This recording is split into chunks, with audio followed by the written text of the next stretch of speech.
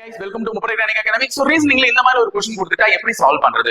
216 81 தொடர்பு படுத்திருக்காங்க. அப்ப 415 எதோட தொடர்பு படுத்துறது அப்படின்னு சொல்லிட்டு கேக்குறாங்க.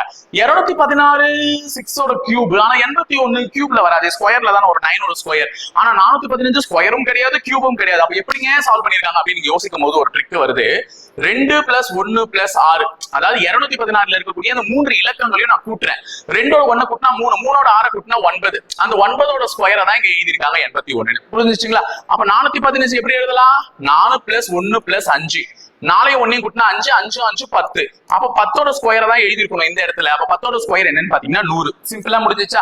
அப்ப யோசிக்கிறத நம்ம தான் யோசிச்சுட்டே இருக்கணும். அதுக்கு நம்ம நிறைய क्वेश्चंस பிராக்டிஸ் பண்ணா மட்டும் தான் முடியும். என்ன ஆர்வமா இருக்கீங்களா அடுத்து எந்த क्वेश्चन பிராக்டிஸ் பண்ணணும்னு? அப்ப இந்த क्वेश्चन உங்களுக்கு தானே.